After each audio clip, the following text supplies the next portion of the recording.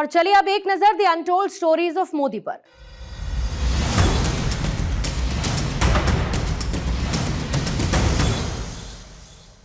जब मोदी जी बेटी बचाओ बेटी पढ़ाओ अभियान चला रहे थे तो मेरे पिताजी ने कहा कि मोदी जी देश की बेटियों के बारे में सोच सकते हैं, तो मैं अपनी बेटी के बारे में क्यों नहीं सोच सकता।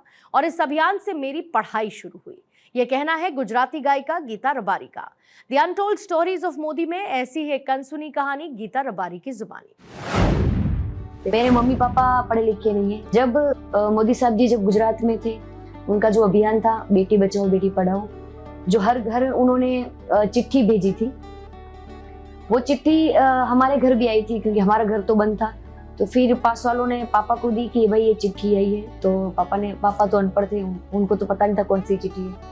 फिर उन्होंने वो दिखाई तो उन्होंने बोला कि हमारे जो गुजरात के मोदी जी साहब हैं, वो ये अभियान चला रहे कि गुजरात की जो बेटियां हैं, भारत की जो बेटियां हैं, वो पढ़े लिखे, बेटी बचाओ बेटी पढ़ाओ अभियान था। क्योंकि पहले ऐसा ज्यादातर बेटियां नहीं होती थी, वो ऐसे बचपन में मार देते थे, या फिर जिनकी बेटियां ज्यादा होती है तो वो बचपन में शादी करवा देते, पढ़ाई लिखाई कुछ नहीं करवाते थे। तो फिर मेरे पापा को ये लगा कि ये जो मोदी जी साहब हैं वो गुजरात की बेटियों की भविष्य की चिंता करते हैं, तो मेरी तो एक ही बेटी है, तो मैं उसकी चिंता क्यों ना करूं।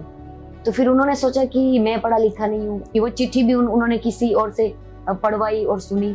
तो फिर उन्होंने ये सोचा कि मेरी तो एक ही बेटी है, तो मैं गांव में आकर कुछ धंधा कर लूंगा, कुछ काम कर लूंगा, मैं अपनी बेटी को पढ़ाऊं। फिर उन्होंने मुझे स्कूल में भेजा, पढ़ाया, और इस हिसाब से मेरी पढ़ाई शुरू हुई बेटी बचाओ बेटी पढ़ाओ अभियान से।